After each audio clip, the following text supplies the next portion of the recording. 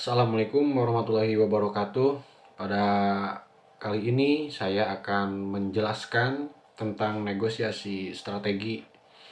Jadi untuk sebelum kita memulai, saya ingin mencoba memperkenalkan diri dulu. Jadi saya adalah Muhammad Iran Maulana. Saya adalah mahasiswa aktif dari Politeknik Istiqom BCI dengan prodi Bisnis Digital dan semester 3 kelas B1. Jadi di sini perlu kami disclaim dulu. Jadi pada pembahasan di sini adalah tugas untuk pemenuhan UAS pada semester 3 dengan dosen pengampu Ibu Amel selaku dosen pengampu saya pribadi. Nah, kita next dulu. Nah, di sini pada pembahasan negosiasi strategi, jadi begini. Dalam dunia bisnis itu kan dinamis. Jadi bagaimana kita memiliki keterampilan dasar yaitu negosiasi. Jadi negosiasi itu adalah keterampilan dasar. Nah, di sini saya akan menjelaskan setidaknya minimal 4 poin paling penting pada video ini. Yang pertama adalah pengertian negosiasi. Yang kedua adalah tahapan negosiasi mulai dari persiapan, pelaksanaan hingga penutupan. Lalu yang ketiga itu adalah teknik komunikasi dalam negosiasi. Dan yang terakhir adalah contoh nyata studi kasus pada dunia bisnis pribadi saya. Nah, itu adalah 4 poin penting yang akan saya bahas. Nah, kita masuk kepada pengertian. Jadi pengertian itu secara definisi, negosiasi secara definisi itu adalah suatu proses komunikasi interaktif antara dua pihak atau lebih yang memiliki kepentingan berbeda untuk mencapai kesepakatan bersama, atau dengan istilah kata lain adalah win-win solution. Ini adalah definisi atau tesis yang diutarakan atau ditulis oleh Fisher, Yuri, dan Patton pada tahun 2019 di jurnalnya. Nah, untuk supaya lebih jelas lagi, saya akan mencoba untuk kita lanjut dulu. Nah, di sini ada 3 tujuan dalam negosiasi. Yang pertama itu adalah win-win solution. Yang kedua adalah menyelesaikan konflik dan perbedaan. Dan yang ketiga itu adalah membangun dan memelihara hubungan. Dan di sini saya akan memberikan contoh pada slide selanjutnya ya. Nah, kita masuk dulu di sini ada konteks. Jadi negosiasi itu terjadi dalam berbagai konteks. Jadi yang pertama itu adalah partnership. Bagaimana kita membangun atau membuat, merawat, mencari sebuah partner, baik itu partner bisnis, partner apapun itu dibutuhkan dengan komunikasi yang baik dengan cara negosiasi. Yang kedua adalah konteksnya adalah harga. Bagaimana kita menawar atau menawarkan, kalau kita sebagai penjual menawarkan, kalau kita sebagai pembeli itu menawar. Jadi konteksnya adalah menawar harga. Nah, biasanya ini dominan, seperti contoh yang sudah umum adalah ibu-ibu atau emak-emak ketika nawar baju, pakaian, ataupun kayak sayur-sayuran seperti itu. Nah, di situ di sini yang ketiga ada kontrak. Konteksnya adalah kontrak. Nah, di sini semisal kayak saya, contoh pengalaman pribadi, bagaimana saya itu menggoloskan untuk menjadi seorang vendor pada suatu project dengan kontrak yang tadinya hanya 1 tahun di kontrak itu menjadi 2 tahun. Nah, itu adalah negotiation skill. Nah, yang keempat itu adalah kolaborasi. Nah, kolaborasi itu adalah menggabungkan antara satu kekuatan dengan kekuatan yang lainnya, itu digabungkan menjadi kolaborasi, dan itu akan menjadi sebuah kekuatan yang lebih besar lagi. Jadi itu kolaborasi itu tentu kita harus memiliki kemampuan negosiasi juga. Nah, tapi konteksnya adalah dalam kolaborasi. Yang kelima itu adalah konflik. Jadi konteksnya adalah mengatasi konflik. Nah, sebagaimana seperti pada bulan-bulan yang lalu, Indonesia itu kan mengalami namanya itu krisis ekonomi. Nah, bagaimana pemerintahan kita itu mengatasi ekonomi di dalam domestik atau negeri dan juga global.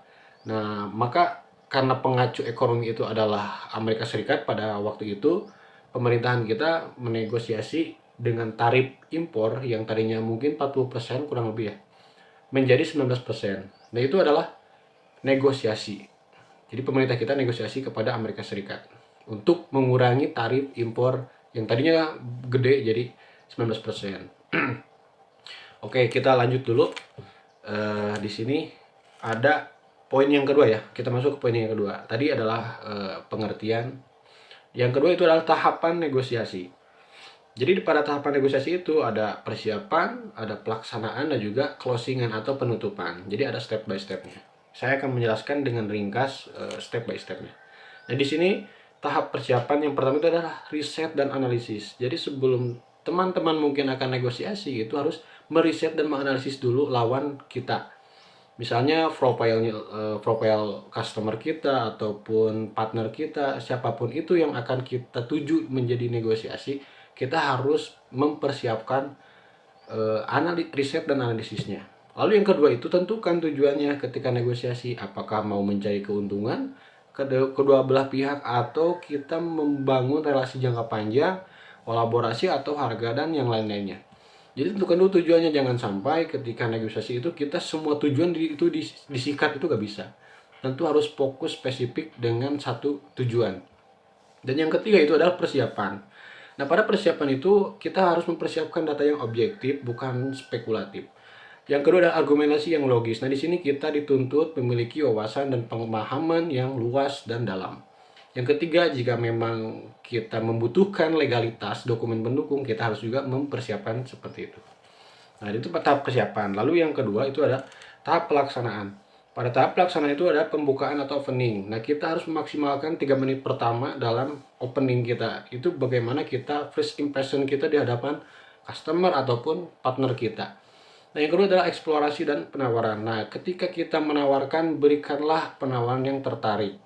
Jadi setiap tergantung kita menawarkan kepada siapa. Misalkan kalau kepada owner itu kacamatanya adalah produktivitas dan minim cost. Kalau kita menawarkannya langsung ke user atau pengguna teknisi, itu kita menjelaskan teknisnya saja. Seperti itu, kurang lebih ya. Yang ketiga itu adalah bargaining dan problem solving. Nah, di sini kata kuncinya itu adalah jika maka. Jadi ketika teman-teman belajar negosiasi, apapun itu negosiasinya, gunakanlah kalimat jika maka. Misalnya di dalam bisnis pribadi saya kan menjual mesin paku tembak untuk produksi palet ya. Jadi ketika saya menawarkan produk saya ke Pak Haji, karena customer segmen saya adalah Pak Haji pemilik palet. Jadi saya mencoba menawarkan itu seperti ini. Nah, jika Bapak menggunakan mesin kami, maka tingkat produktivitas Bapak akan lebih meningkat. Nah, itu ada kata kunci jika dan maka.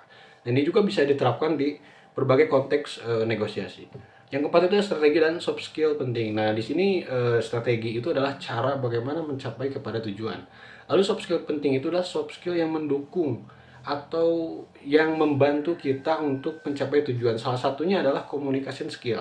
Nah, makanya saya sampai saat ini pun kurang lebih hampir ada 5 atau 6, 7 tahun masih memperdalam tentang communication skill. Kenapa? Karena itu adalah hal yang paling penting menurut saya, adalah soft skill yang paling penting, communication skill. Karena dengan komunikasi itu bisa merubah semuanya. Nah, di sini ada tahap penutupan. Nah, pada tahap penutupan itu ada 3 poin penting. Pertama adalah mencapai kesepakatan bagaimana kita mulai meminta feedback kepada lawan kita. Lalu yang kedua itu adalah komitmen. Nah, bagaimana kita komitmen dan tindak lanjutnya itu bisa MOU atau kontrak dan sebagainya. Mungkin teman-teman bisa dibaca secara rinciannya di slide.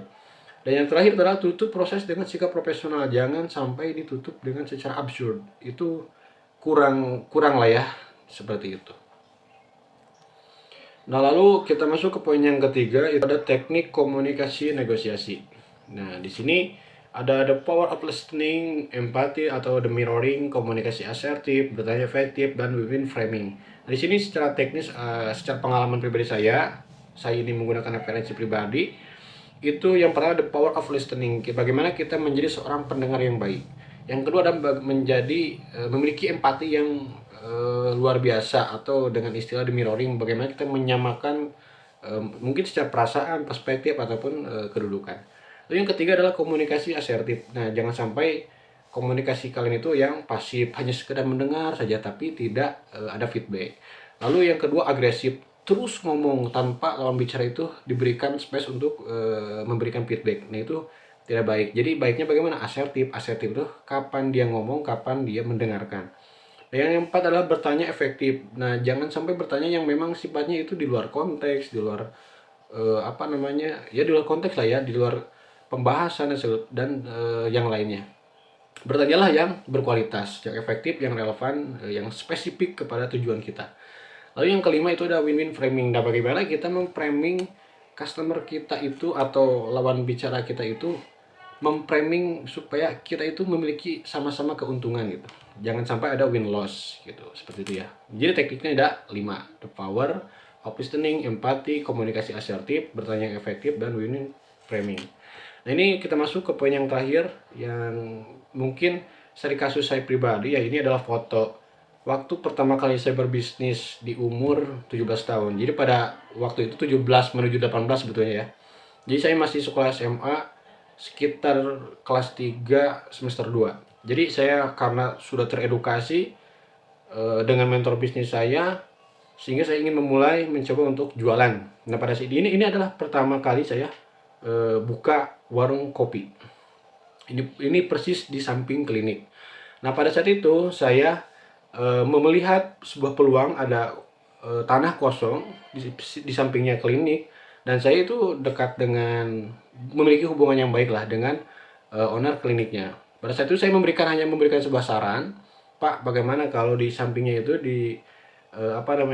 dibuatkan warung untuk yang mengantar pasien-pasien, mungkin untuk untuk menunggu gitu kan, menunggu pasien. Nah, lalu si ownernya itu mengatakan, nah, kenapa nggak dieksekusi sama Kang Irwan, katanya gitu. Saya bilang saya nggak ada uang untuk sewanya, seperti itu. Nah, pada saat itu saya juga memiliki ketertarikan untuk membuka warung di situ, saya bilang. Cuman saya keterbatasan dari uang karena saya masih sekolah, seperti itu. Nah, pada waktu itu saya mencoba untuk negosiasi, bagaimana Pak kalau begini, saya menjamin kebersihan halaman klinik oleh saya, tapi izinkan saya untuk jualan di sampingnya gitu. Nah, pada saat itu deal.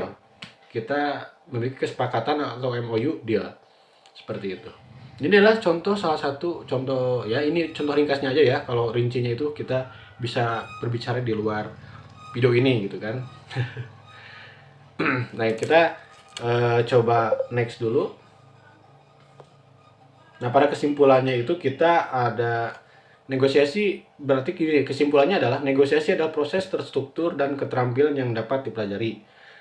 Yang kedua, persiapan yang matang adalah fondasi keberhasilan. Yang ketiga, pelaksanaan membutuhkan gabungan strategi, komunikasi, dan empati.